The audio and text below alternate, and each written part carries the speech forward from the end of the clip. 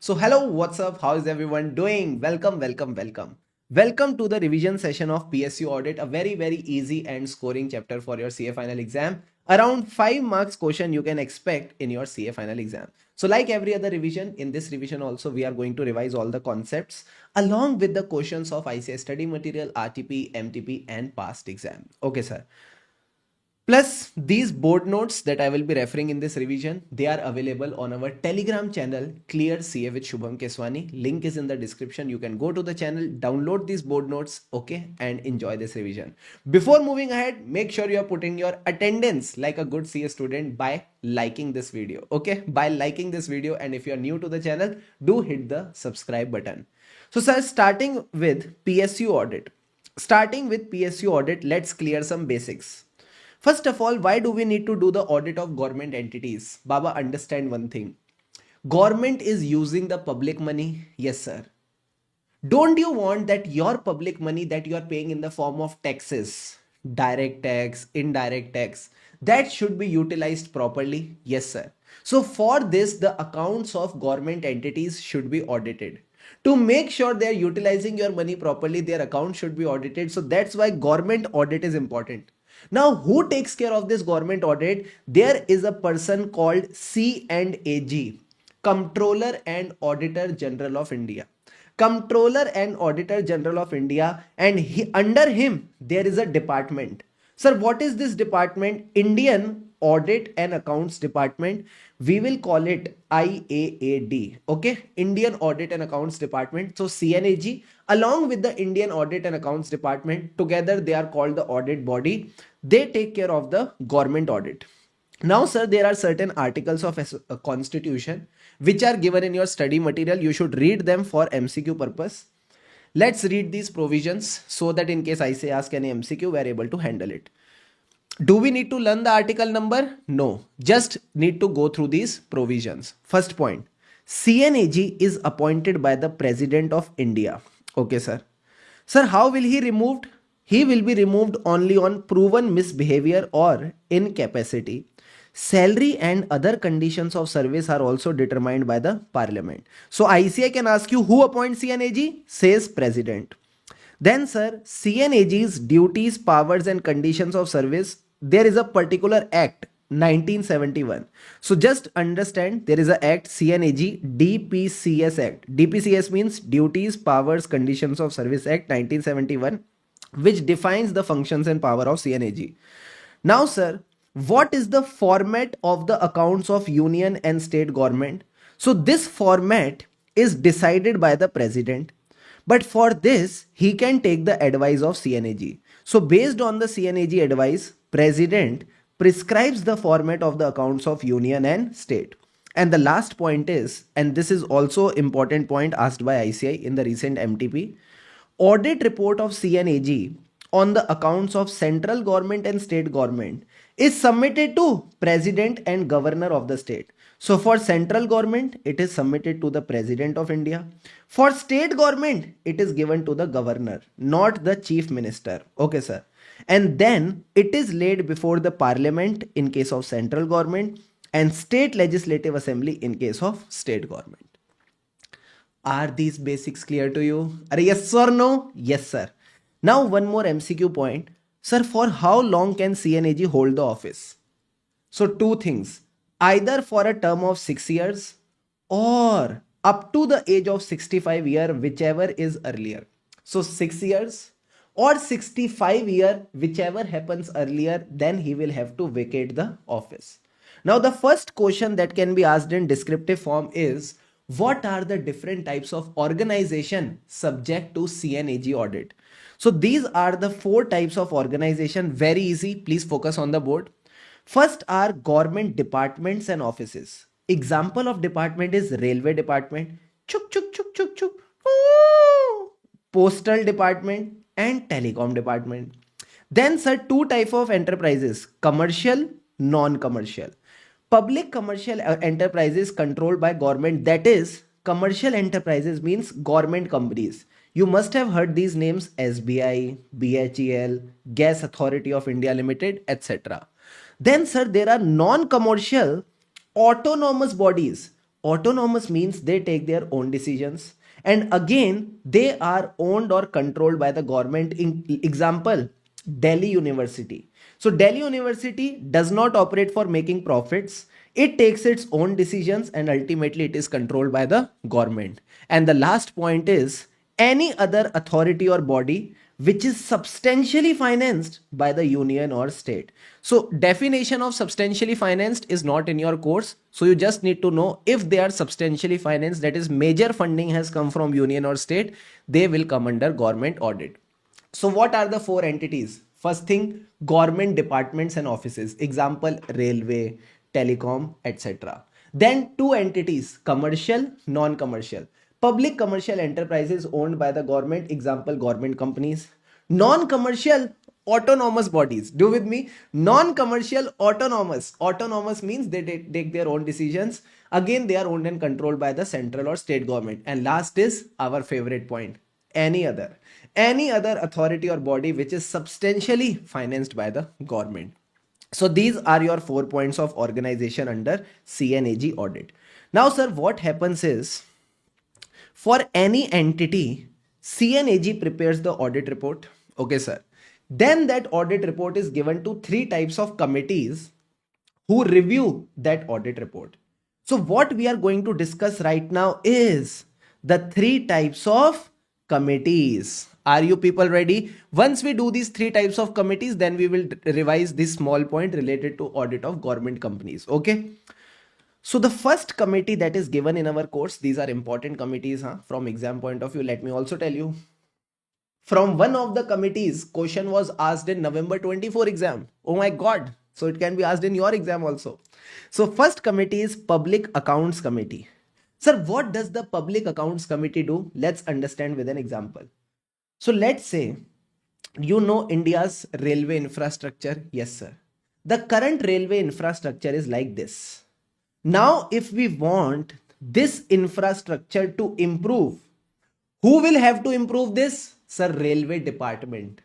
Railway Department will have to improve this infrastructure. So, sir, Railway Department can only transform the Indian railways. So, for improving this, they will have to do some expenses. They will have to incur some expenditure. So, now to keep a control on that expenditure, to make sure that the funds are utilized properly, who will keep a check? Public Accounts Committee. So the Public Accounts Committee keep a check on government departments, example Railway Department. So it is just like a accounting office only. Name is Accounts Committee. They act like a accounting office only. So they make sure that whatever money is given for this improvement, it is legally disbursed for the purpose. So it should be legal expenditure. Second thing, whatever expenditure is incurred, it should be authorized. So the first thing accounts people focus is on expenses. These expenses should be legal and authorized. Say with me, legal and authorized. Sir, after doing the expenses, whatever money is left, that is generally distributed as dividend. So next thing they do is, after the expenses, they see how the money is given to the public back in the form of dividend. So how they write is reappropriation as per the provision. Say with me, reappropriation as per the provision, that is distribution of funds. And lastly, the basic work of any accounts committee. Sir, what is the basic work of accounts committee? Examining the accounts, checking the accounts. So examine the accounts of autonomous and semi-autonomous bodies audited by CNAG. So whatever bodies come under CNAG, checking their accounts is the basic work, which is another function of Public Accounts Committee. So the 4 functions we need to learn are, first 2 functions related to expenses. Expense should be legal, expense should be authorized. So monies are legally disbursed for the purpose, expenses are properly authorized. Third function was related to what? Sir, after expenses, whatever funds are there, distribute the funds. How do they write it? Reappropriation has been done as per the provision, bracket, distribution of funds. And lastly, the basic point, examining the accounts of autonomous and semi-autonomous bodies. Do you have washing machine at home? Yes, sir. What types of washing machine are there? Automatic and semi-automatic. Similar words are here, autonomous and semi-autonomous bodies audited by CNAG. So these accounts also have to be examined by the Public Accounts Committee. Are the 4 points clear? Are yes or no? Yes, sir. So quickly come to your book. Let's revise the 3 points again from the book, revision in revision. So Public Accounts Committee, as I told you, they focus on the government departments. Check that monies are legally disbursed for the purpose they were applied. Second thing, expenditure is authorized. After the expenditure, reappropriation as per the provision, that is distribution of funds. And the basic thing, examine the accounts of autonomous, semi-autonomous bodies audited by CNAG. Are the 4 points clear? Yes, sir. Now everyone getting the things? Yes, sir. Now come with me to the second type of committee, estimates committee. Sir, what is estimates committee related to? Again, let's understand with an example. What is this? Sir, this is a ma'am. Who are these? These are the students. What if our government schools also become like this? Sir, it will be so amazing. If the government schools get this type of technology where students are enjoying the studies and teacher is also enjoying teaching, our India will get fully developed. And this is, and for doing this, can I say we need money? Yes, sir. There should be allocation in the budget. Yes, sir. So this budgeting wala thing na, this is taken care by the estimates committee. So estimate committee estimates how much expenses will be required for the such type of transformation. And this is the work of estimates committee. So the first thing that what they do is, while preparing the budget, they report what economies, improvements, efficiencies that are consistent with the policy that may be affected. So that means what good things can happen if this policy comes into place. So can I say if the technology comes, okay, if the technology comes, cost will reduce. Sir, what cost will reduce? Obviously, when the technology comes, you will need less teachers. Yes, sir. Can I say efficiency will also come in? Sir, efficiency means in less time you will be able to give better quality. Yes, sir. So economies, improvements, efficiency, all good things. Say with me, all good things. So report the economies, improvements and efficiency which are consistent with the policy that may be affected, that can be actually brought into effect. Now, sir, let's say estimates committee is not happy with the policy.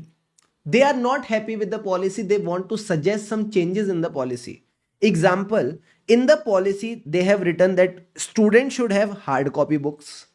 Estimates committee feel no hard copy books. We want proper digitized books.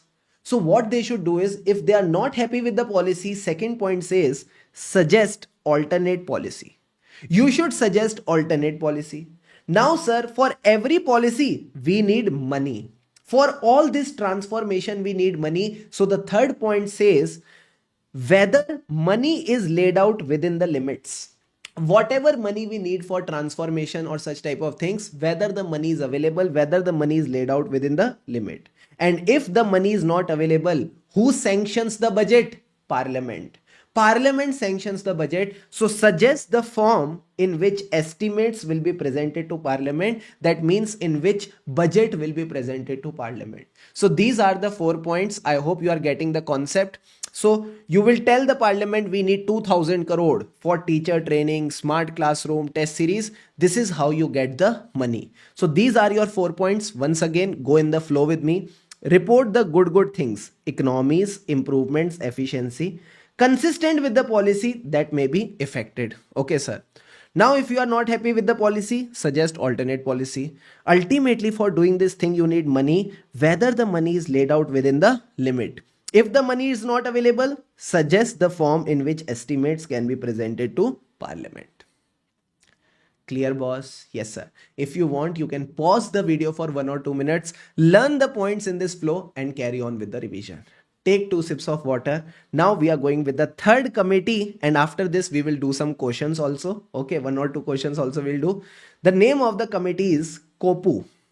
Sir, what is COPU? Committee on Public Undertaking. Have 2 sips of water.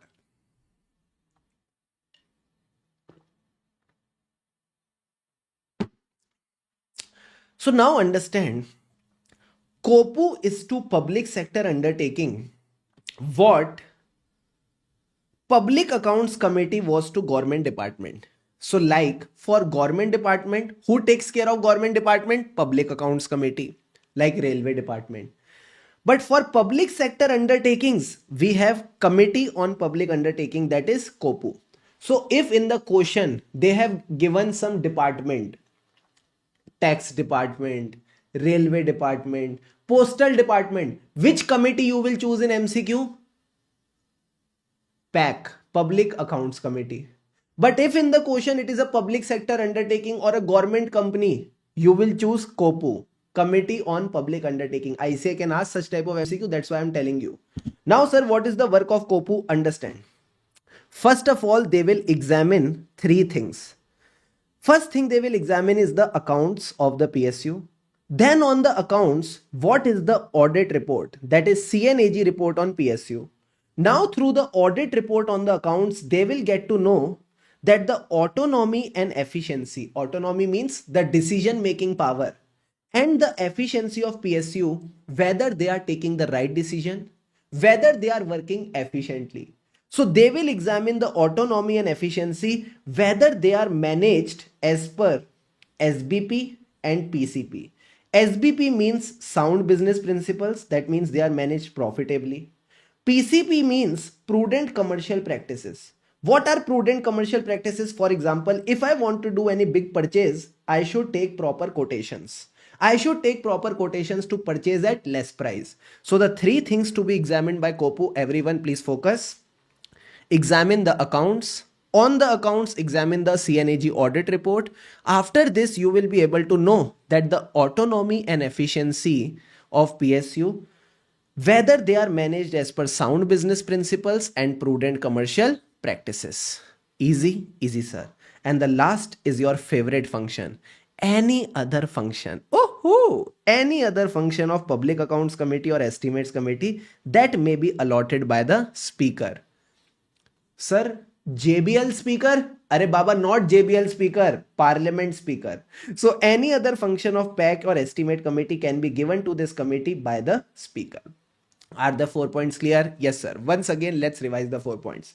Examine the accounts. Examine the CNAG report on these accounts. While examining the audit report, you get to know their autonomy and efficiency, and see whether the business is done as per SBP and PCP. SBP means sound business principle. PCP means prudent commercial practices. Now see this question that is given in your question bank. Don't do any cheating. This question was there in your MTP May 25 also in your study material. Okay, no cheating. BNPC Limited is a PSU. ठीक है, one of the financial committees of parliament wants to examine their financial performance, also examine the findings of CNAG, also proposes to include in the report the performance of this company on operational matter. Which financial committee we are focusing on? So for PSU, which committee is there? COPU, Committee on Public Undertaking. What are the main function? We just discussed. Examine three things: accounts, CNAG report, autonomy and efficiency of PSU as per SBP and PCP, any other function allotted by the speaker. This next part you can just take a read. Clear, boss? Are yes or no? Yes, sir. Now a very easy topic which you have studied in CA Inter also. Okay? Let's revise this topic also from the book. Talking about the audit of government companies. First of all, what is a government company? Where the government means central government, state government or any other government, together they hold the equity of majority. Majority means greater than equal to 51%. Now, sir, who has the power to appoint the company auditor of a government? CNAG can appoint the auditor of government company. Plus, it is also called as Rajamouli section. Sir, why Rajamouli section? SS Rajamouli is a director. So like Rajamouli, CNAG can also direct the auditor. Sir, direct what? Direct the manner in which accounts are to be audited. And based on this direction, auditor has to submit a copy of report to CNAG, which include three things. Sir, what are the three things? See this section: direction, on the direction, action, and after the action, the impact. So three things will be included by the auditor: direction of CNAG, action by the auditor, and the impact of that action on the accounts and financial statement of company. If the CNAG is not satisfied with this audit report, he can get an extra audit done. What is that extra audit called? Supplementary audit or test audit if it is necessary. Got it? Got it, sir. Again, on this concept, I think we have a question. Question number 2 of your test your understanding of study material. Let's revise this question. Statutory auditor of a central government owned company. Can I say it is a government company? Yes, sir. The statutory auditors were required to examine the following areas mandatorily and provide their specific replies and also the impact on the financial statement in their audit report. So these were the directions given. So tell the nature of the responsibility on the auditor. So can I say these were the directions given by CNAG? On these directions, auditor had to act, and in the report, he had to include the directions, the actions, and the impact on financial statement. And this is what ICI has given. Above areas for statutory auditors required to examine, report, and indicate the matters in financial statements, they relate to directions by CNAG in section 143 subsection 5 of Companies Act. CNAG has the power to direct the auditor, okay? And the auditor has to submit the report, which will include 3 things. What were the 3 things? Direction. On the direction, what was the action? And then the impact of the action on the accounts and financial statement of company. Clear, boss? Are yes or no? Yes, sir. Now take 2 sips of water. Now we are moving to the next part of this topic, which is a very, very, very amazing part. CNAG's role as a friend, philosopher, and guide to the committees. Take 2 sips.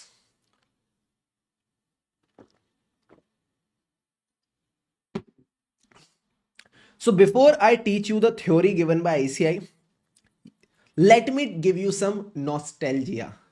Sir, what is the nostalgia? Remember in your childhood, we used to go for parent-teacher meetings? Yes, sir.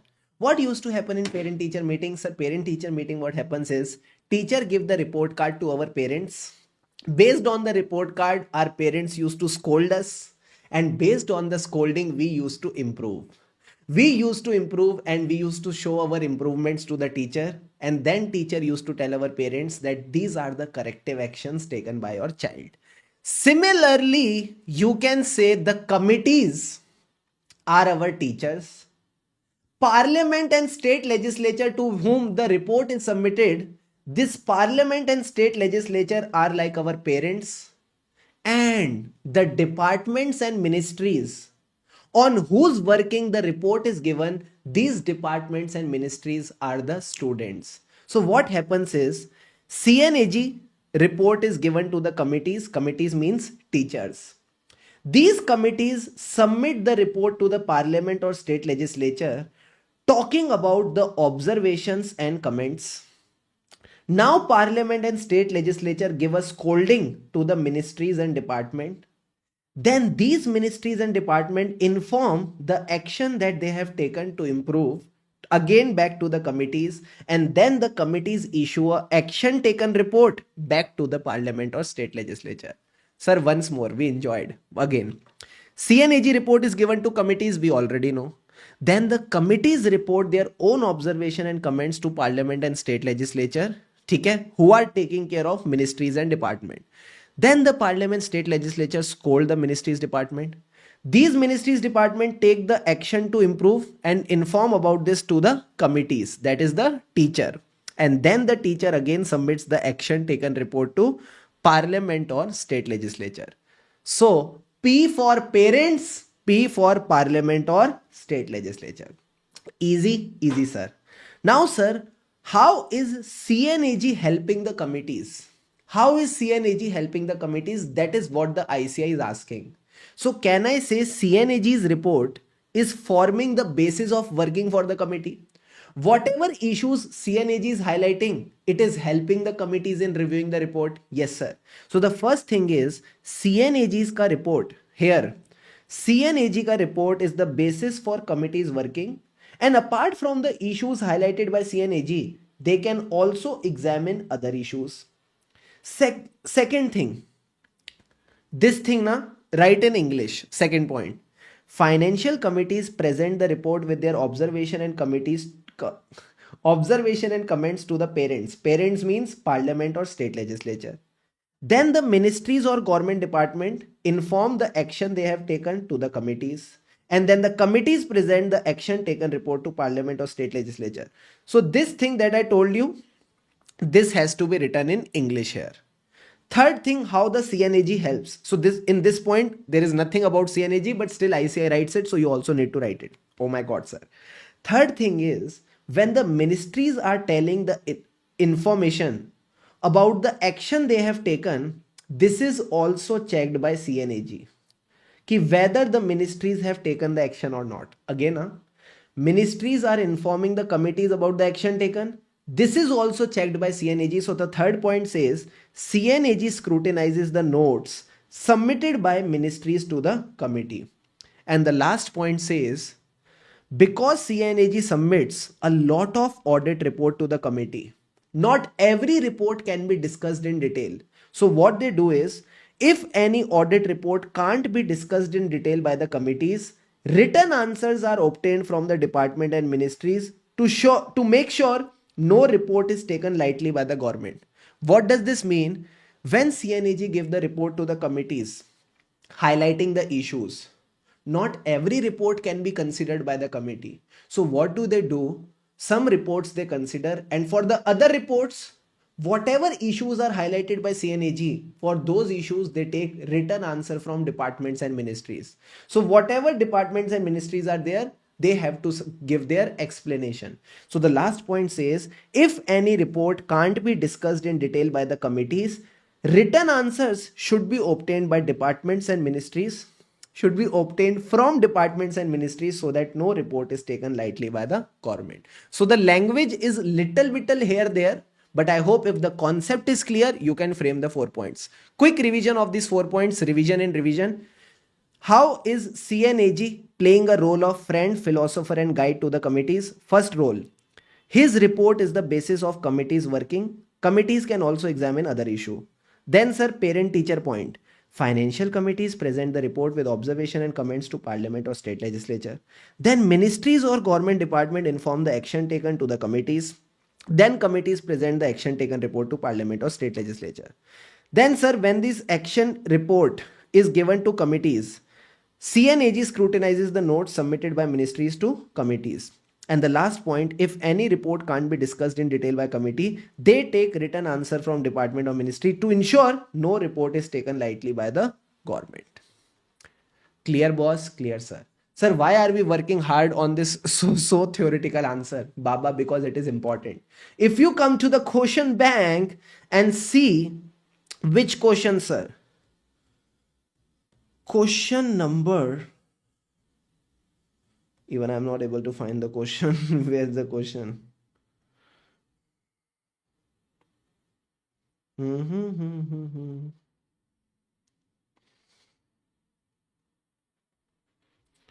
Just give me a moment. It was the first question only. So the first question says, CNAG plays a key role in the functioning of financial committees. Okay, sir. Therefore, he has come to be recognized as a friend, philosopher and guide of the committee. Discuss how such role is ensured in practice. So the first part of the question, this is the answer that we just discussed. Okay, sir. Second part says, discuss the functions of estimate committee. Again, these functions we have just discussed. These are the points written here. So two direct questions in your question bank. So both the topics, CNAG role and role of estimates committee, become important. Are these 2 points clear? Yes, sir. Again, if you want, you can take 2 minutes, pause the video, learn the points in the flow I have taught. Then it will be very easy for you to handle it. Now, sir, many topics we have completed. Now comes the next topic, objective and scope of PSU audit. Take 2 sips of water. This is a good topic, just need to be read.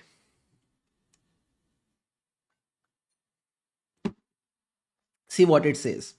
First of all, when I am doing the audit of PSUs, do you think I will just do the test of control and audit the financial statement? Answer is no.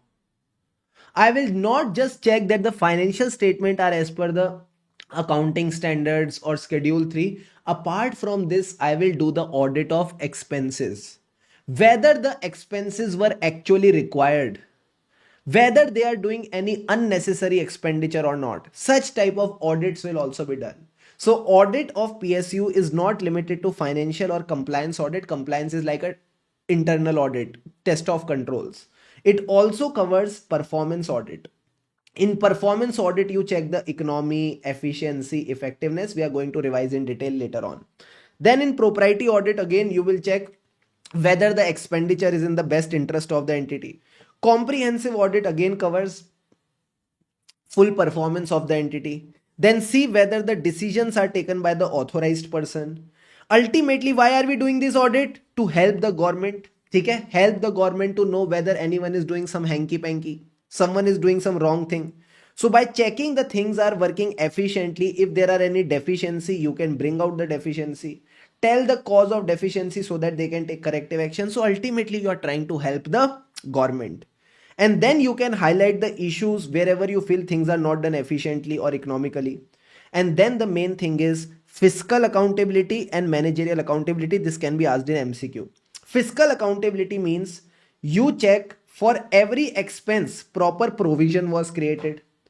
Then sir, every expense was authorized, it complied with the law regulations, and it was a necessary expenditure. No unnecessary expenditure is done. So fiscal accountability is just ensuring that for every expense it was authorized, proper provision was created, and it was done in a propriety way. That means necessary expenditure is done, no unnecessary expenses are done. Managerial accountability is another name of performance audit. That means you check the 3 E's: economy, efficiency, and effectiveness. Again, we are going to discuss them in detail after just few minutes. Now, sir, these things you just need to read again from MCQ point of view. Again, this topic also is important from MCQ point of view. Basic elements of a PSU audit. Okay. First element is 3 parties are there. Sir, who are the 3 parties? Before I talk about PSU audit, you people tell me, in normal audit of financial statement, who are the 3 parties? Can I say first party is management, second party is auditor, and the third party is users for whom the audit report is issued. Similarly, if I talk about PSU audit, again there are 3 parties. Responsible party, that is the management responsible to prepare the financial statement, auditor who will audit the things, and users for whom the report is issued. So talking about the auditor, you already know that is SAI. SAI means Supreme Audit Institution, and the person who is delegated for audit. Sir, what do you mean by Supreme Audit Institution? Baba, I just told you, CNAG plus his department, Indian Audit and Accounts Department. Some functionaries of Supreme Audit Institution representing CNAG in the state are called Accountant General. Again, from MCQ point of view, just read it. Now, sir, responsible party is the entity and its TCWG responsible to prepare the subject matter information. What is subject matter information? Example, financial statements. Who are the users? For whom the auditor prepares the report. So I hope the first 3 points are clear. Yes, sir. Now comes the next concept: subject matter, criteria, and subject matter information. Example of subject matter is financial information. Criteria, applicable FRF. When you prepare the financial information as per applicable FRF, what do you get? Financial statements. So you can say financial statement is subject matter information. Wow, sir, what a wonderful example. So subject matter, again, just read the definition. It is the information which is measured or evaluated against a criteria. So like financial information is prepared as per applicable FRF. What is the criteria? It is like a marking scheme. It is like a benchmark to evaluate the subject matter. So you check that whether financial information is as per applicable FRF. Then only you get to know that the financial statements are prepared properly or not. Yes or no? Yes, sir. So applicable FRF helps you to evaluate the financial information. So this is the criteria. And the last point is subject matter information. When you prepare the financial information as per applicable FRF, you get the financial statement. Similarly, when the subject matter is prepared as per criteria, you get the subject matter information. So subject matter information is the outcome of measuring the subject matter against the criteria. Okay? So just these concepts should be clear to you. Nothing else need to be done here. Okay? Okay, sir. Now comes 2 types of engagements: attestation engagement, direct reporting engagement. Attestation engagement, the classic example is financial statement audit, where you give your opinion on the financial statements prepared by the management. That means management is preparing the financial statement. All we need to do is give our opinion. So can I say subject matter information is prepared by responsible party and you just have to give your opinion. So it says responsible party will measure the subject matter against criteria. That means prepare the subject matter information, and auditor just need to collect evidence to give the conclusion that everything is right or not. Example, financial statement audit. This example wala thing can be asked in MCQ. Talking about direct reporting engagement, example, internal audit. In internal audit, you only have to test the internal controls and give your opinion. So you measure the subject matter against the criteria. So this whole part, just read it. Nothing else need to be done. In case any question is asked, still you'll be able to manage it. But the important thing is this blue part. Financial audits are example of attestation engagement. Performance and compliance audits are example of direct reporting engagement. Now, sir, there are some principles of PSU audit. Again, a topic I feel which is very similar to what you already study in audit of financial statement. Take 2 sips of water, get ready.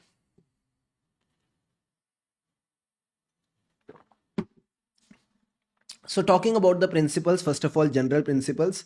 These all are terminologies of audit: ethics, independence, professional judgment, professional due care, professional skepticism, quality control, audit team, audit risk, materiality, documentation, communication. Easy peasy, sir. Then, sir, principles of audit process. Again, we know. First of all, we plan the audit, agree the terms of engagement, understand the entity, develop the plan. Then we conduct the audit after planning. After plan, what do you perform? Audit procedure. Collect the evidence, draw the conclusion. Based on the conclusion, what do you do? Report. So we prepare the report on the basis of conclusion. The only additional thing here is follow up. We also follow up on reported matters. So these 3 steps of audit are already written here. Now, sir, what is a financial audit? We already know. We give our audit opinion on financial statement, whether they are prepared in all material respects as per applicable FRF. Any doubt till here? No, sir. So can I say from here till here, all things were something which we already knew? Yes, sir. So these things you just need to give a read. Nothing else need to be done. Now, sir, now we are moving to the next topic, which is the favorite topic of ICI, performance audit, and a very, very easy topic. You have been studying since your childhood: economy, efficiency, effectiveness, and these are the 3 concepts we are going to revise here. 2 sips of water, get ready.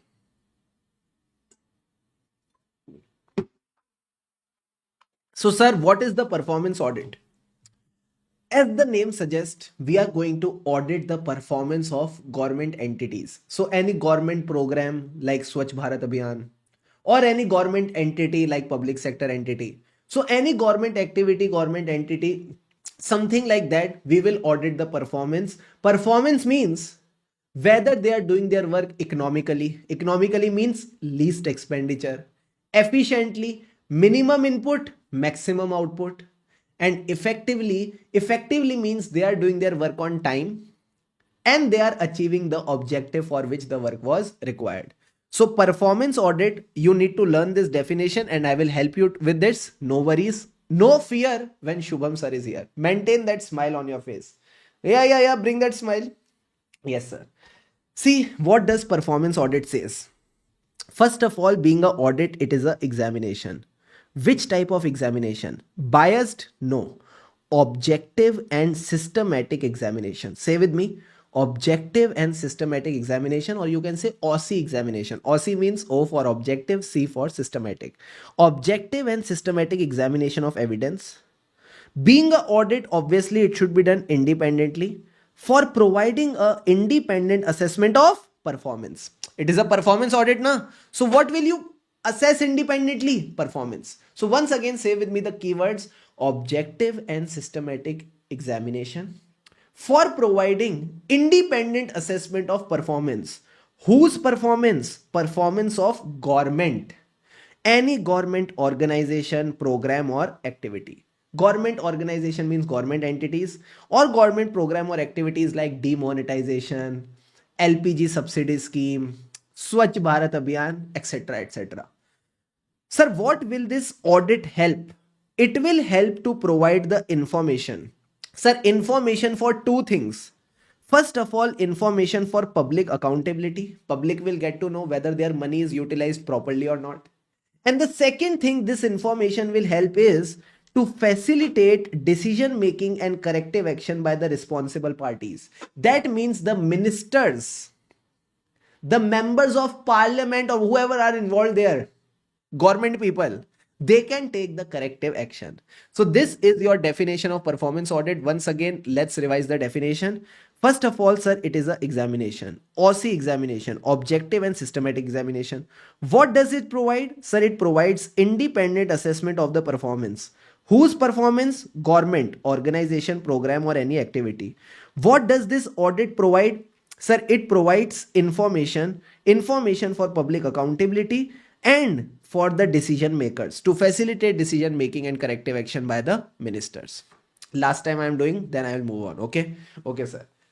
What is performance audit? OC examination. It is an audit of the performance. So audit means examination, objective and systematic examination, which provides independent assessment of the performance of government activity, program, entity. Okay, sir. What does it help? It provides information for two things. What were the two things? First thing, public accountability. Second thing, decision making and corrective action by the ministers. I hope I'm not missing the keywords. No, sir, not minister, by the responsible party. Clear, boss? Yes, sir. So once you understand the flow, learning becomes easier. Now, sir, what are the things to be checked in performance audit? Three things. E. First thing is economy. What do you mean by economy? Minimum cost. Sometimes, do you put your refrigerator and AC on economy mode? Yes, sir. Why? To reduce the electricity bill, to reduce the cost. So economy means minimize the cost of resources with respect to quantity and quality of output. Sir, what is efficiency? Efficiency means input output ratio. That means minimum input for a given output, or for a given input, maximize the output. Once more, minimum input for a given output, or for a given input, try to maximize the output. That means the input output ratio should be good.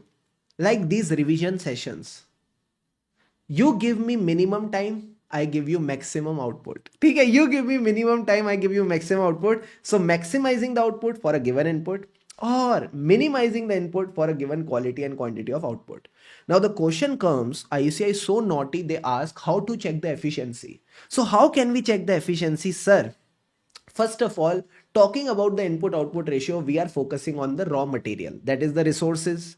So first of all, you get the resources. So it says, how do you get the resources? Procurement. So there should be sound procurement policies. Once you get the resources, they should be properly protected and maintained. And after maintenance, you utilize them. So there should be efficient utilization of resources. What are the three types of resources? Physical resources, human resources, financial resources. Say with me, physical, human, and financial resources. Is the flow of 3 points clear? Yes, sir. Sound procurement policies, maintained, protected and maintained, and then efficient utilization of resources, physical, human, and financial. Clear, boss? Now, sir, after this, the points are over. Write the basic things. The public sector programs or activity should be efficiently managed. There should be efficient procedures for doing the activity. Got it? Got it, sir. The last E is effectiveness. Effectiveness means achieving your targets on time. Achieving your targets on time, that means extent to which the objectives are achieved. For example, Swachh Bharat Abhiyan, what was the objective? Clean India, Green India. So there should be a clean and green India. And the second thing is the relation between intended and actual results. Modi ji promised that the India will be clean by, let's say, 2030. And the actual result says by 2030, either the things are done or not done. If they are done, things are effective. And if they are not done, things are not effective. You are getting the point or not? Yes, sir. Now the question is, how do I check this effectiveness? Again, sir, basic things. First of all, write the definition.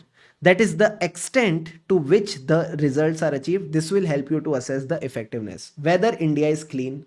And let's say they make India clean, then they have to prove it. Then they have to prove it with evidence. So assess and establish with evidence that the socio-economic impact, what is socio-economic impact? Clean India. Whether it is due to policy or any other reasons. Okay, sir. And lastly, just remember the basic point, assess the effectiveness of program.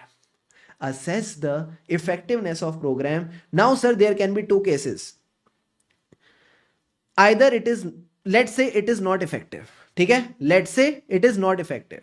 If it is not effective, identify the ways, identify the ways of making it more effective. That is the solution oriented approach. Or what we can do is complain that we did not have resources. So the last thing that you can check as a audit or a performance auditor is the objective and means, that is the resources, legal, financial, etc., which were provided for public sector program, whether they were proper, suitable, etc. Okay, so these are your points of effectiveness. Again, if you just go and cram these points, today you will learn, tomorrow you will forget. But if you learn them in a proper flow, it will be easier for you to learn and remember. So once again, the points of effectiveness. What do you mean by effectiveness? Whether the objectives are achieved and the relation between intended and actual results. How to check? Basic point. Check whether the results are achieved. Then prove it. Prove it, baby, prove it. Assess and establish with evidence that the socio-economic impact is due to policy or other reason. And again, like efficiency, here also write the basic point, assess the effectiveness of program. If it is not effective, one point is of solution, one point is of complaint. Solution point says identify the ways of making the program work effectively. Complaint means the objectives and means, that is the resources, legal, financial, etc. Check whether they provided for public sector program, whether they were proper or suitable. Okay, got it, sir. So these are the same points given in case of performance audit. Definition done. It is done by CNAG through the office of IAAD, Indian Accounts and Audit Department. CNAG gives them proper standards, like you have no standards on auditing. Similarly, for performance audit, manual and auditing standards are given by CNAG, and then they have to evaluate these three: is economy, efficiency, and effectiveness. Now, sir, after this, there is a case study given by ICI, which I generally ask my class students to just read. Take 2 sips of water. I will also help you read this. Okay?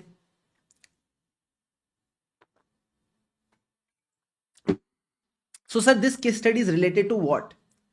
Government brought an act in the market called Minimum Wages Act. What does Minimum Wages Act talk about? Let's understand.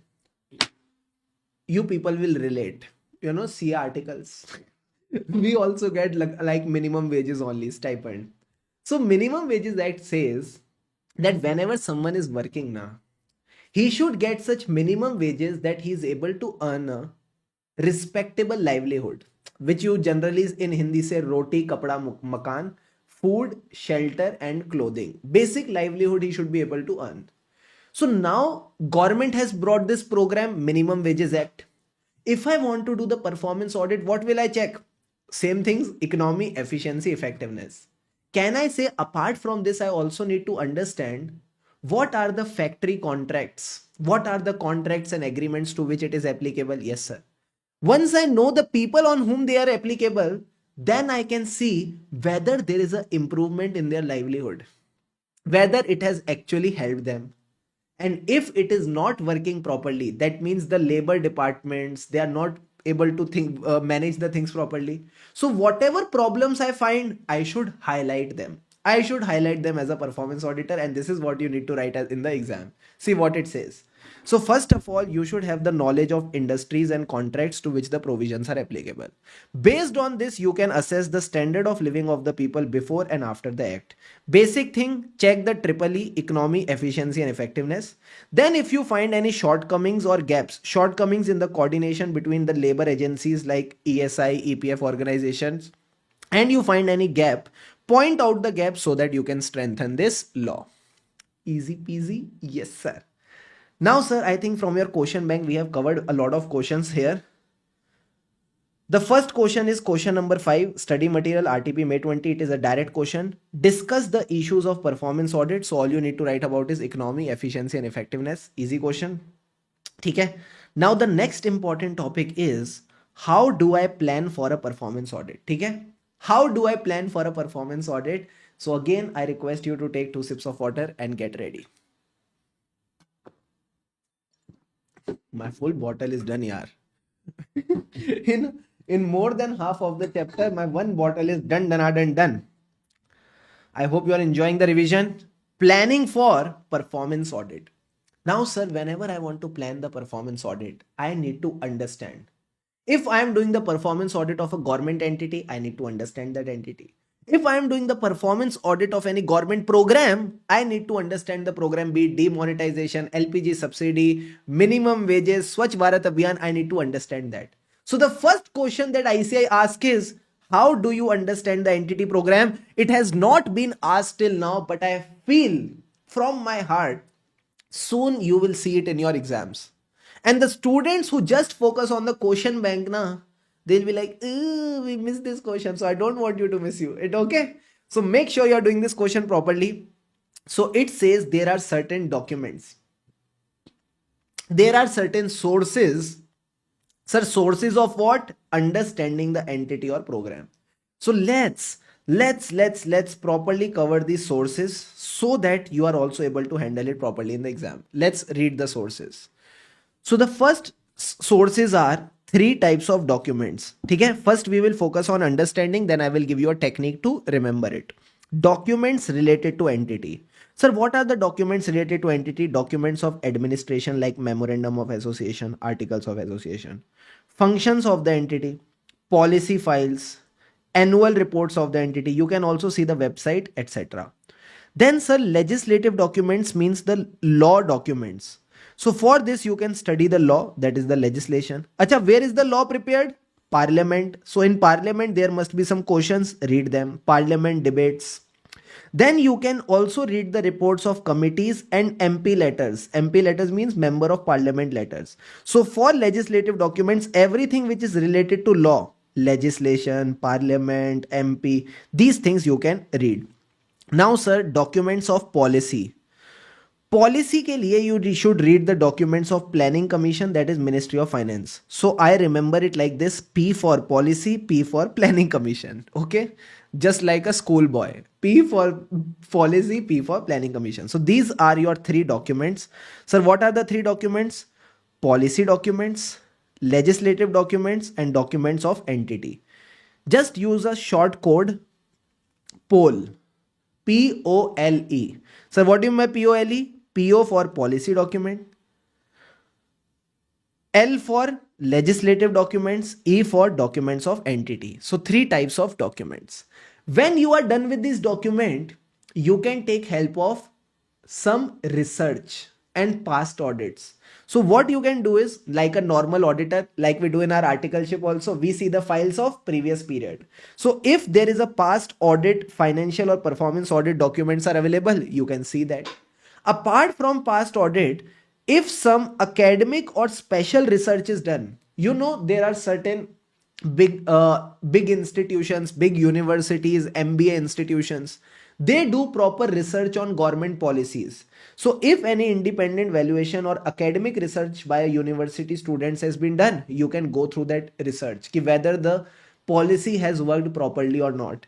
And the last thing, whenever government comes out with the policy, the most active is our media. Okay, so print and electronic media, that is the news channels, they bring out the documentation in a transparent manner. Jokes aside, this is the only thing you can go through. So these are the 6 things you can go through. Once again, 3 types of documents. POLE documents. POLE means P for policy documents, O for nothing, PO for policy documents only, L for legislative documents, and E for entity documents. After this, the basic thing is take the documents of your previous audit. If that is also not sufficient, take help of media or college students. College students means academic or special research. Are logically all the points of understanding clear? Yes, sir. Now, sir, apart from this, you can also define. Acha, once this understanding is done, then just define your objective and scope of audit. What is your objective and scope? What are the things you need to cover? Then, sir, you need to determine your audit criteria. Important point in there, in your question bank. How do I determine the audit criteria? So criteria are the standards which help you to check whether the policy is working effectively or not. Okay? Whether the program is meeting the expectation or not. So to see whether the program is meeting the expectation, these are the points given here. Let's understand them in a proper flow. So to see whether the program is working properly or not, see whether they are doing their procedures as per the procedure manual. Another word which is a synonym of procedure manual is a policy, or you can say directives or guidelines. So these are the same things. Now, sir, whose policy to be seen? You can see the policy of the same entity or other entities who are doing the similar activities or programs. If these things are not enough, you can also take help of an independent expert. If government is doing something scientific, you can take help of scientific knowledge. And apart from this, as I told you, in many IIMs, they have research paper. So if there is any research paper available, management paper available, you can go through that. So these are your criteria which can help you to understand whether the policies are working properly or not. Now to learn these points in a proper flow, I have a technique. So the first basic thing in the criteria which should come in your mind is whether the policy is working as per the government policy is working as per the policy or procedure manual. Both mean the same thing. Procedure manual, policy, standards, guidelines. Whose standard or guideline? Same entity or some other entity in the same industry. Okay? Same entity or other in the similar activity. Now let's say you are not able to understand this policy. Okay? You are not able to understand the thing. So whose help you can take? Sir, we can take help of independent expert. Now this expert can either be from IIT or IIM. Say with me, IIT or IIM. So the next 2 points says take help of some scientific knowledge, that is IIT, or take help of some management literature, that is IIM. Can I say learning will become very easier for you now? Yes, sir. Once more, last time. What is a criteria? Procedure, policy. Whose policy, whose procedure manual? Same entity or others in the similar activity. Just the connecting point, just remember this. If I am not able to understand the policy, take help of independent expert. IIT, IIM. IIT means scientific knowledge. IIM means general management and subject literature. Learn with fun. Done, done, done, done, done, sir. Now, sir, once the criteria is done, let's do some questions of criteria given in your question bank. Question 6 is a direct question of your study material. What it says, what are the sources? Sir, sources of what? Drafting the audit criteria. So the points of audit criteria that I taught you, same points are given. Procedure manuals, policy, same entity, other entity. Not able to understand, independent expert opinion. Then, sir, IIT, IIM, new or established scientific knowledge or management literature and research paper. Clear, boss? Clear, sir. Now, sir, one more question for criteria wala thing that we can do is question number 9. Okay, it is my favorite question. Let's do this question. MTP May 24, and I think it should be there in your study material also. See what it says. This is a question on direct benefit transfer. You know what? Earlier government, how the government used to give the subsidies? Sir, through agents. So government used to deposit the money with the agent and agent used to distribute the funds. Now, sir, because of these agents and middlemen in between, these procedures were very less efficient and not effective at all. So government decided we will directly transfer the money to the recipients. And that's why Jan Dhan Yojana was launched by the government. So we are doing the performance audit of such type of thing only, direct benefit transfer. So direct benefit transfer is a major reform by the government to ensure better delivery of benefits, timely delivery of benefits to the people. Okay? Delivering the benefits like wage payment, subsidies directly to the bank account of beneficiary, no leakage, enhancing the financial inclusion. The office of CNAG wants to do a performance audit of such type of pension schemes, scholarship schemes under direct benefit transfer. So tell me, what is the objective of such performance audit? So can I say the objective will be that the funds which are transferred, they are directly given to the beneficiary? That is the objective of this program.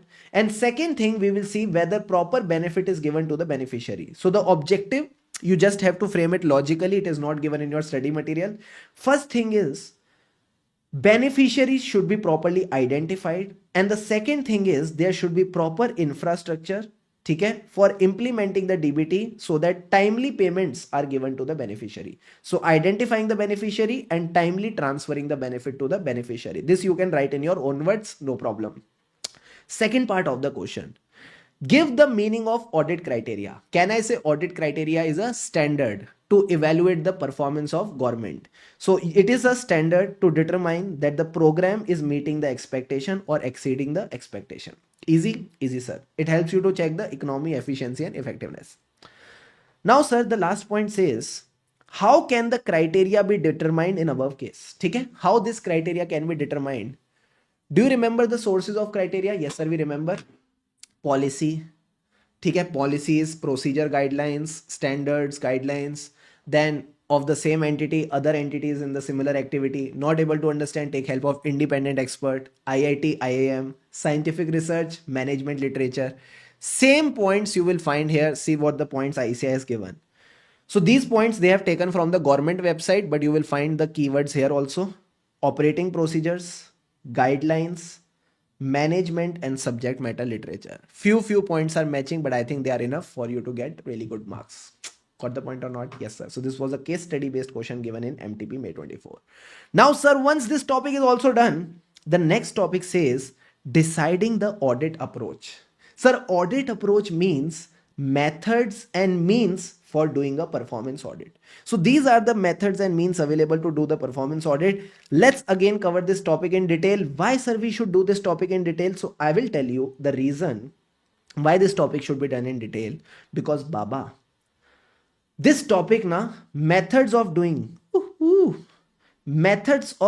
performance audit asked in RTP May 25, and the MCQ on this topic was asked in the May 25 question paper. So very important, huh? Sir, every topic is important. No, not every. But whatever topic I tell you, it becomes important. Acha, before beginning with this topic just give me a moment. Sorry. Where is the topic? Yeah, this is the audit approach wala topic. Before beginning with this topic, I feel we can take a 10 minutes break. Okay? It will help us you to get back with again good energy. So 10 minutes break I am giving you. After the break, let's resume back with this topic. And I think within the next 15-20 minutes, we'll be done with this chapter. Okay? Take the break. So welcome back after the break. Now, sir, after the break, we were discussing about deciding the audit approach. Audit approach means the methods and means for doing the performance audit. Basically, what testing will you do? What testing will you do to test the performance? So the first thing is analysis of the procedure. So what do you mean by analysis of procedure? Whatever processes they have done, whatever systems they have followed, were the systems proper or not? So review the systems, again go in the flow, planning. After planning, conducting. After conducting, checking and monitoring of activity. So whatever systems government has used for planning, conducting, checking and monitoring of activity, check those systems. For example, if they were having this policy of rural electrification, that is providing electricity to rural areas, whether the timelines were met, okay? Whether the timelines were met, whether on time this thing was done. Second thing is analysis of results. Please focus on the board. Results means here you are going to analyze. What analysis you are going to do? Input output analysis. Sir, this input output analysis was done in which concept? Efficiency. So this will help you to determine the efficiency of the program. For example, if the resources which were used, okay, if the resources which were used, using the resources instead of 10,000 toilets in Swachh Bharat Abhiyan, instead of 10,000 toilets, if they build 15,000 toilets, can I say with same resources, if they are able to give a more output, they were efficient in their results? Third analysis, quantitative analysis. Quantitative analysis is just like financial analysis. You are doing the analysis of financial data. So examine the financial data like earnings, revenue. Now to examine these things, you can definitely use sampling. Fourth point, use of existing data. So whatever data is available with management and other sources, you can check that data. For example, there was a government scheme of Magnarega. Sir, what was Magnarega? Mahatma Gandhi National Rural Employment Generation Act. Okay. So see the data, how many jobs were actually generated for the unemployed people, how many jobs were generated. This will help you to know the performance of this act. Then sir, surveys, names, as the name suggests, you collect the information to understand the performance of government program. So collect the information from the population. Example, if government had PM Awas Yojana, which was for building the houses, so ask the population, are they satisfied with the houses which were given to them under PM Awas Yojana? And the last one is case studies. Case studies is nothing but a descriptive analysis of any entity or scheme. Example, demonetization. When demonetization came, many people prepared case studies on this scheme. So again, check those case studies to see whether it was properly effective or not. So this is your audit approach, where you get to know various methods and means to see whether the government is working properly or not. Now, sir, if I talk from exam point of view, I hope concept is clear. From exam point of view, you need to learn the headings. Internal points you can write in your own words because understanding I have already given you. Just give me a moment. I think it is fine. So come back to your book. All you need to do is just say to the methods and means for doing performance audit. Okay, how do you do a performance audit? So sir, we do analysis of the data. Look at the points with me, I'll help you remembering the headings. Analysis of the data. Which analysis?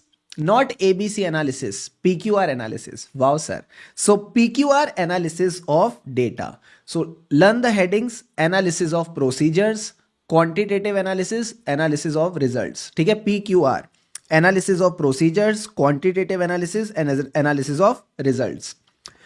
Then sir, talking about data, you can use existing data, collect the data using surveys, or you can take help of case studies. Are all the headings in your mind now? Yes sir. Once more, let's revise. PQR, analysis of data.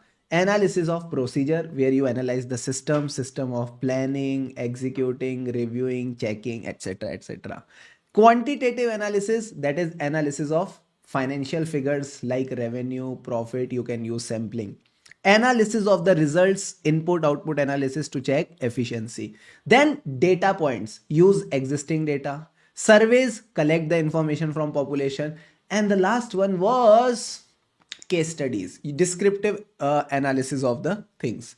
Okay, so I hope all the headings are clear, internal points are also clear, and in addition we have also understood the concept through the example. So now if you look at the question which was asked in RTP May 25, now I think it will be crystal clear to you. See what the question says. A state government PSU is setting up a thermal plant in the state. CNAG pointed out delay in the completion of work. So whenever there is a delay, that means it is not effective, it is not done on time. Besides other reasons leading to delay, they have told the reason of delay. What kind of audit it is? So when the audit is telling you that there is a delay in completion of work, that means there is no performance. It is a performance audit. So you start your answer with the definition of performance audit that we learnt. Okay, sir. Then they have asked methods and means of doing the performance audit. These are the headings you need to know. PQR analysis, analysis of procedures, quantitative analysis, analysis of results. Data, use of existing data, surveys and case studies. Clear, boss? Yes or no? Yes, sir. Now, sir, after this, we have some theoretical topics. These topics you just need to read from MCQ point of view. First point says developing the audit questions. You should prepare a list of questions for which you should ask the answers from the management. Then assess your audit team skills. And if the skills are less, see whether you need some outside expertise. So performance auditor should have proper aptitude, knowledge. For this, you can also train the auditor. The accountant general, that is the CNAG, can also use the work of expert. Okay. And again, even if you are using the expert, who has the responsibility for opinion? The auditor. Then, sir, you should prepare audit design matrix. This was asked in MCQ in your May 25 exam, I suppose, May 25 or November 24. Okay. They gave these option and said which is incorrect. Okay. So they gave some extra option and said which is incorrect. So audit design matrix is basically highlighting the data collection, analysis method, and type and sources of evidence. So basically here you should first know your audit objective. Now to fulfill your objective, you ask questions. Now what questions you ask? Whether they are fulfilling the criteria. Then sir, based on this, you collect the evidence. Okay, you focus on the evidence, and after the evidence you analyze it. Data collection and analysis. So go in a flow. Objective. To fulfill the objective, you ask questions that they are meeting the criteria, then collect the evidence and do the analysis. Last time, let's do objective. To fulfill the objective, we ask questions. Based on the questions, we see whether they are fulfilling the criteria, and then you collect the evidence and do the analysis. Are all the 5 points clear? Yes, sir. Then, sir, establish your timetable and resources. By what time you will be able to complete your work and finish the audit. For this, you also need a proper audit team, that is the resources. And then whatever is your audit program, what procedures you will do, who will do the procedures, this should be communicated to the audit entity. Easy, sir. So this last part, you just need to give a proper read again from MCQ point of view. Now, sir, comes the favorite topic of ICI, comprehensive audit. Sir, we don't think it will be the favorite topic. Baba, it is the favorite topic. If you come to the question bank, see this question with me. Matters in comprehensive audit. See, study material. MTP September 22, January 21 main exam, November 23 main exam, MTP May 25. What do you want more? Sir, we want this in our exam. And trust me, you will be the luckiest if you get in your exam, because this topic is very easy to score. So the topic is comprehensive audit. And sir, what is comprehensive audit? It is nothing but a efficiency cum performance audit. So just like your performance audit, you can say the other name is comprehensive audit, but they have a different topic on this. Okay? They have different pointers here. So what you are required to do is locate the areas of weakness and extravagance. Extravagance means unnecessary expenditure. The main question that they ask is, what are the issues to be examined in a comprehensive audit? Okay, this will be the wording of the question. You can see matters which are covered in comprehensive audit. So for the matters, let me tell you, these are very easy matters. Okay, these are very easy matters. Do you want to read from the book first? Yes, sir, let's read. First, you see the overall cost of capital compared with the planned cost. Whether there is a substantial increase. If increase is too much, see whether there is an unnecessary expenditure. Then relation to cost, one more point. Are the cost control measure adequate? Whether there are wastage in the material consumption. See, very easy points. Whether the planned production or planned output achieved. If it is not achieved, that means there must be underutilization of capacity, shortfall in performance. Then see the overall rate of return achieved, whether the planned rate of return is achieved. Then see that they are doing the project properly, system of project formulation, implementation sound, whether they are doing proper R&D, research and development, proper system of repair and maintenance. Can I say these are very general points? Are yes or no? Yes, sir. So if you come to your notes, we made a proper flow of these points. So first of all, remember, whenever there is a question of comprehensive audit, you don't need to write about performance audit. You need to write about comprehensive questions. All these were what? Questions. Cost achieved, output achieved, R&D is there, repair and maintenance is there or not. All are what? Questions. So first of all, whenever there is a question of comprehensive audit, you have to write about comprehensive questions. Now, sir, what are the questions? Just go with the flow. First question, basic question. Is the planned rate of return achieved or not? Now, sir, the return depends on revenue minus cost. So the next point is related to revenue. whether the planned output was achieved. If it was not achieved, there may be underutilization of capacity. Now the question of cost. What is the overall cost of capital compared with planned cost? Is there a substantial increase? If yes, there must be some extravagant unnecessary expenditure. Now in relation to cost, if cost is increasing, that means you will question the cost control measure. Are the cost control measure adequate? Okay, sir. And the last 2 points are related to research and development, repair and maintenance. So again, we can link these points logically. For example, if in your house AC bill is increasing, why will the AC bill increase? Sir, either you are not doing proper maintenance of AC, you are not getting the service done. Second reason can be the AC is too old. Now there is inverter technology. So with inverter technology, bill comes down. So these are the 2 points you highlight. If the AC bill is too much, two reasons can be there. You are not doing research and development. You are not taking the latest AC. Or you are not doing the service of AC. That means repair and maintenance is not proper. Are the 2 points clear? Yes or no? Yes, sir. Last time, once again, revising the flow, revision in revision. Comprehensive audit means comprehensive questions. Planned rate of return achieved. Then the 2 points, output and cost. Planned output achieved. If not achieved, that means there is underutilization of capacity. What is the overall cost of capital? Is there a substantial increase? That means there must be some extravagant unnecessary expenditure. If the cost is increasing, the next question is on cost control measures. Are the cost control measures adequate? And if the cost is increasing, that means AC service is not happening. Is entity having repair and maintenance? Inverter AC, research and development program. Clear, boss? These are the same points you will find in ICI answer. Also, I have highlighted in red for your easy understanding. Now, sir, I think we are just reaching the end of this chapter. Only two types of audits are left: propriety audit and compliance audit. Compliance audit was asked recently in the September exams. So propriety audit first we'll do, and then at the end we are going to focus on compliance audit. First of all, let's focus on propriety audit. Okay. Take 2 sips of water, get ready.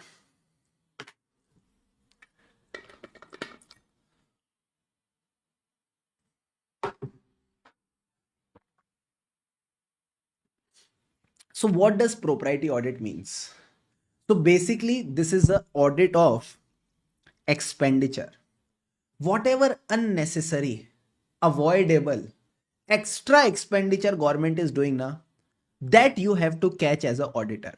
Again, whatever unnecessary, extra, avoidable expenditure they are doing, you have to catch. So bring out the cases of improper, avoidable, infructuous. Infructuous means unnecessary expenditure by the government. For example, recently in 2010, there was a Commonwealth Games scam. Commonwealth Games were held in Delhi. Yes, sir. So in Commonwealth Games, a famous headline in the newspaper was the toilet rolls, which are generally available for 400, 500 rupees. I'm not even sure. They were purchased by the government departments for 10,000 rupees. So it is a clear case of corruption that they are spending too much money on something which is easily available at a lower rate.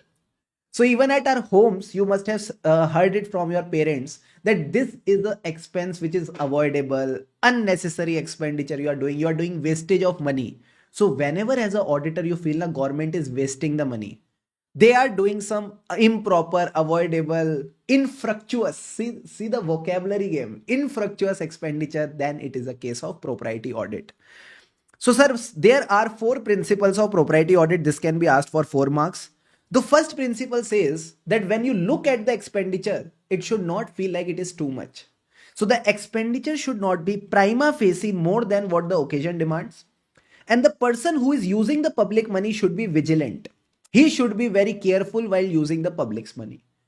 The next point says whatever funds are sanctioned, they should not benefit one, two, three. They should not benefit 3 people. First of all, the authority sanctioning the expenditure. Second, they should not benefit particular person. Particular person means, for example, if I am building a government school, it should be for everyone. So it should be for general public, not only the staff's children. And the last point says it should not benefit the management or employees. That means if the management and employees are there, they should only be given the salary and the benefits in their contract. Apart from the salary and remuneration, no other benefit should be given to these management or employees of government. So these are the four principles, very easy principles. Once more, expenditure we are focusing, it should not be prima facie, that means on the face of it, more than what the occasion demand.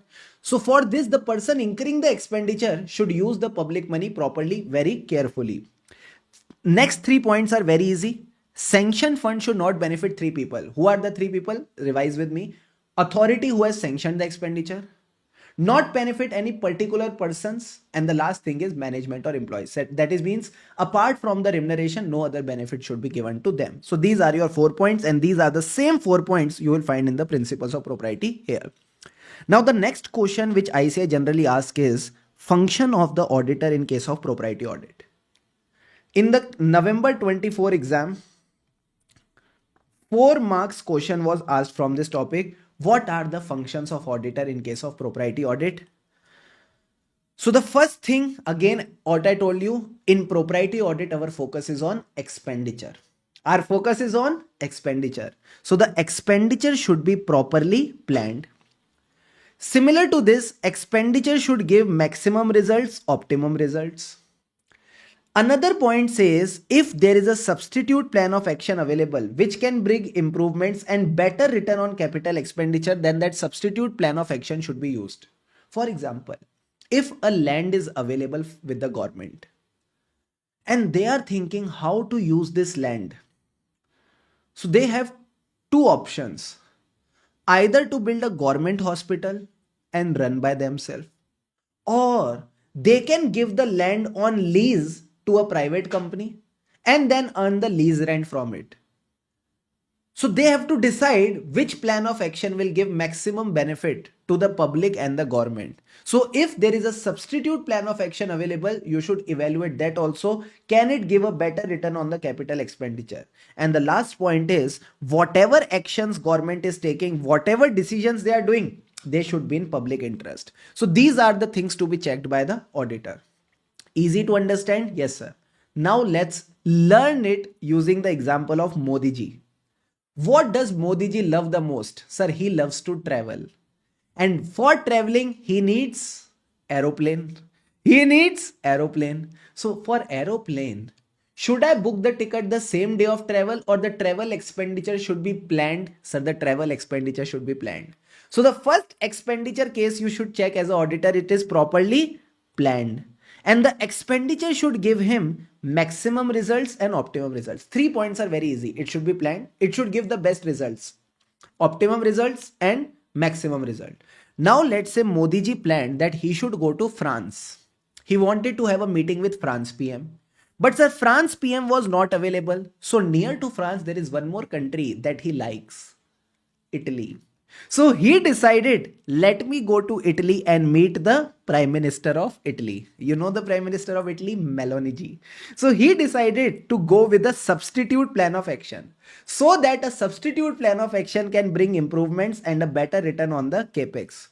And ultimately, whatever actions and decisions are taken by the management, they should be in public interest. They should be in public interest. So public also enjoy when our prime minister is meeting the other prime minister. So easy 5 points are done. Let's revise it together.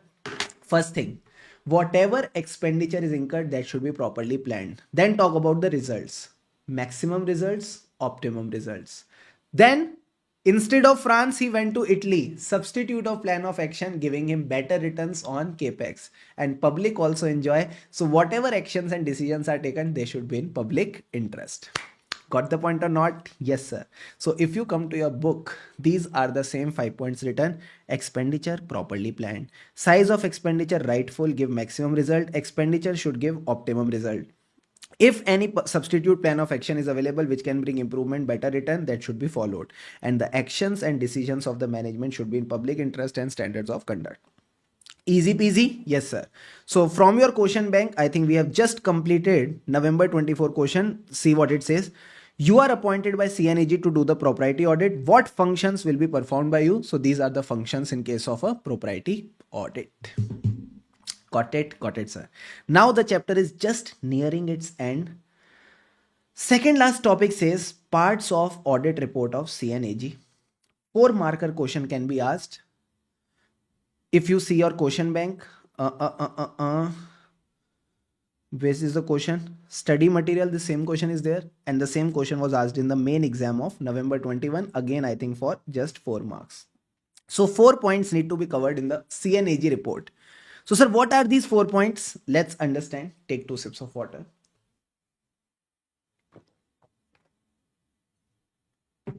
See, what does this point say? Like in every report, in this report also the first thing will be introduction. Introduction about the working results of the government company and deemed government company. That means the companies under government control. Working results means what is their profitability, their revenue, their growth. You should give an introduction about the results. Then sir, after this, you know what? Sir, what? Let's say the total audit reports issued under CNAG, these are the total reports. Audit report 1, audit report 2, audit report 3, audit report 4. Now out of these all audit reports, certain audit reports are selected. They are selected for comprehensive assessment or appraisal by the audit board. Okay, sir.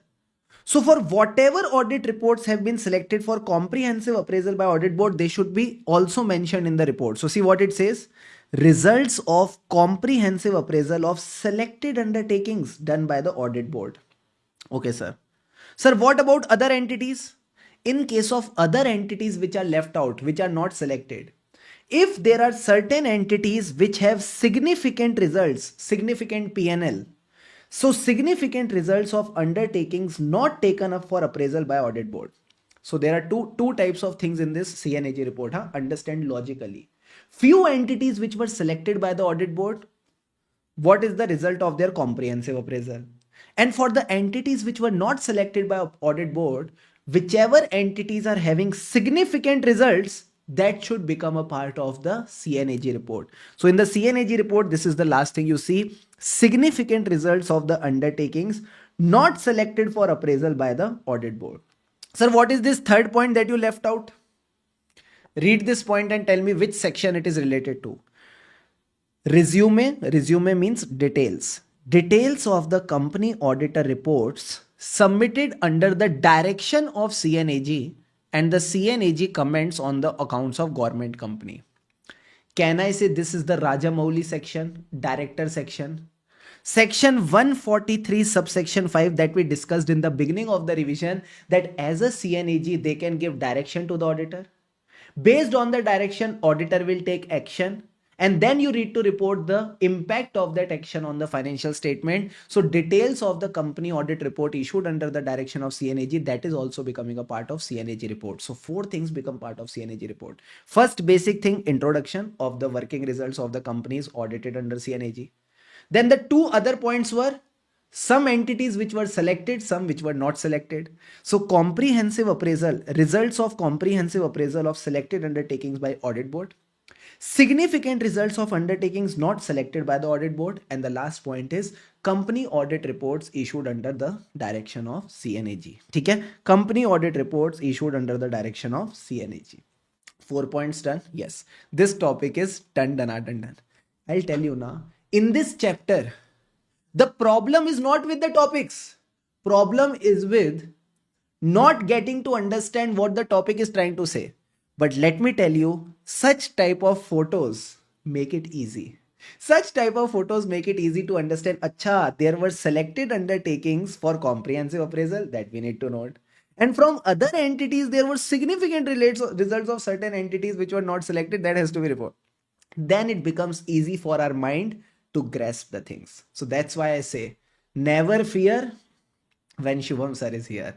Last topic that we are left with is compliance audit. Then we will do the remaining questions from question bank and wrap up this chapter. Compliance audit is this much only. Okay? It is this much only. Take 2 sips of water. Get ready.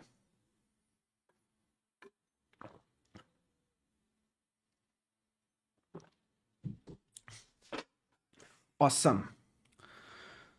Now, sir, discussing about compliance audit. As the name suggests, no need to cram anything, no need to ratify anything, just understand.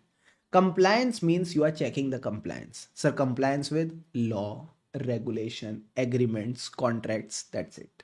So checking the compliance with internal control, policies, procedures, laws, regulations, and contract. This is compliance audit all about. So what the definition says, similarly, independent assessment. Things are done independently only. Independent assessment whether the subject matter complies with the criteria. Now, sir, what is the criteria with which we have to check the compliance? First criteria is regularity. Regularity is a word derived from regulations. So check the compliance of the subject matter with laws, regulations, and contracts. After regularity, there is propriety. In propriety, you see whether the expenditure or some whatever working they are doing, they are observing the general principles of SFM. SFM means sound financial management. They are managing the finances properly. And second thing is ethical conduct of officials. Sir, ethical conduct means there is no corruption, there is no bribery. So this is what your compliance audit is all about. Assessment, obviously independent assessment, whether the subject matter is complying with the criteria. Now, sir, what is the criteria? Regularity and propriety. Regularity means regulations. So compliance of subject matter with laws, regulations, or any contract, agreement, etc. What is, sir, propriety? Propriety means general principles of SFM and ethical conduct of officials. SFM means sound financial management and ethical conduct means no bad thing should be there. Easy peasy. Are yes or no? Yes, sir. Now please come to your book. So now coming back to the book, first thing is given is definition. So definition says again it is an independent assessment that whether the subject matter is complying with the criteria. Okay. So here, sir, again compliance audit is concerned with two things, regularity and propriety. Both are rhyming. Regularity means subject matter complies with the laws and regulations and agreements applicable to the entity. Propriety means SFM and ethical conduct of officials. Acha, one more thing important, perspective of compliance audit means how do you do a compliance audit? So either you can do the compliance audit individually or you can do it with the other audits. Sir, what were the other audit? With the financial audit or with the performance audit? So either it can be done with the financial statement audit or it can be done with performance audit or separately it can be also done with, as a compliance audit. So this question on compliance audit was asked in which exam? Sir, which exam? Recently it was asked in September 25 exam. Ki explain what do you mean by compliance audit and what is the perspective of compliance audit. It was asked for 4 marks. Okay, boss. Okay, sir. So don't worry, whatever I am teaching you, whatever I am guiding you, the same way you will see the things in the exams. Okay, sir. So with this, I think everything is done. Acha, compliance audit process is given. Baba, it is a very general process. Just read with me. Okay? So it is a general process like in normal audit. Same things are here. General principles and annual compliance audit plan. So here it says consider the principles of ethical significance and relation to compliance audit. Determine which is the auditable entity and develop the audit plan. Next point is related to plan only, planning the compliance audit. So in planning, you have to write about certain things, see the objective and scope. Then, sir, in planning, your strategy and plan is there, SA 300. Understand the entity environment internal control, SA 315. Materiality, SA 320. Assess the risk and plan the audit procedure. Now, sir, ultimately, when you plan the audit procedure, you perform the procedure. So the next stage says performing the audit and gathering the evidence. So gather the evidence, update your plans, update the risk assessment, and also consider non-compliance of law. This is the important part because we are studying about compliance only. So also you need to consider the non-compliance of law. Once you gather the evidence, then you evaluate the evidence. Logical. So evaluate the evidence, form the conclusion, whether it is sufficient and appropriate evidence. Also consider materiality, form the conclusion, do the documentation. And when the conclusions are formed, lastly you prepare your report. So prepare the report and document the response from entity and do the follow-up. So whatever we generally do in an audit, the same things are given here. Remember the headings if you can, and internal points you can easily write on your own. General principles, determine the audit entity, develop the plan. Second point is planning. After the planning, you perform your procedures. Then you gather the evidence. Then you form your conclusion, and after the conclusion, you do your reporting. Clear, boss? Clear, sir. Now, sir, come to the question bank. Some questions that I want to quickly discuss with you so that you can easily manage them. Question 11, you can easily go through. It is nothing but a government company. So if it is a government company, does CNAG have any role to play? Yes, CNAG has a role to play. They can give the direction. So in this case, the person says, because the company has got listed with BSE, even though it is a government company, see, it says a company which is a wholly owned by central government, 100% is with central government, 40% was disinvested. ठीक है, 40% was disinvested. So can I say after reducing 40%, still 60% are with central government? Yes, sir. Because 60% are with central government, can I say it is a government company? So the management says because it has become listed company, now in this case CNAG will not have any role to play. Baba, it is still a government company and CNAG can give the directions to the auditor. So just give the definition of government company and say CNAG can appoint the auditor, give the direction. So Sam's opinion that CNAG don't have any role to play is not correct. Question 10 we have discussed. Question 9 we have discussed. Question 8 is an easy question. It talks about efficiency, effectiveness. So you just have to identify the audit. It is a performance audit. What should be the two sample observation in this case? These observations ICI has given on the basis of their judgment. You can just read these observations. Okay? For example, here we are talking about a state electricity distribution company. Okay, sir. So in this state electricity distribution company, what can be the observation? So the first observation they say that for charging the electricity rent, there are meters. The meters are defective. So because meters are defective, you are charging on an ad hoc basis, on an average basis. So because you are billing on an average basis, it can lead losses to the company. Second thing is when you are installing the meters in the houses, you need to charge a meter rent. So they say that we are charging less meter rent. So these are the basic things that you can highlight. A very basic question given in your ICA study material illustration. Apart from this, sir, I think there is just one more case study based question left. Then I will give you, then I will end this session. This question was where? Just give me a moment. I think this question was in question number, question number 13. See, it is a very easy question. I will tell you the framework of this question. It is a very core theoretical question. I shall tell you. It is a very core theory question. Such type of question, chances are very less. So what I will do, I will just tell you the structure of this theory so that even in the exam, even if such type of question is asked, you can write something which is relevant and score some good marks. This question says what? CNAG appointed a person, ठीक है, Saha Associate as a CA firm to do the performance audit. Performance audit means EEE, Economy, Efficiency, Effectiveness. The firm conducted the audit with a view to check that all expenses are in conformity with public interest and publicly accepted custom. When you are doing the expense audit, that whether it is in public's interest, which audit it becomes? Sir, it becomes propriety audit. So the audit report which was submitted by the firm, it was rejected by CNAG. So why was it rejected? Baba, I asked you to do performance audit. You are doing propriety audit. Obviously CNAG will reject it. So give your opinion on the action of CNAG. So obviously the action of CNAG is right. But in exam, you don't get the marks for just writing right. So how do you frame your answer?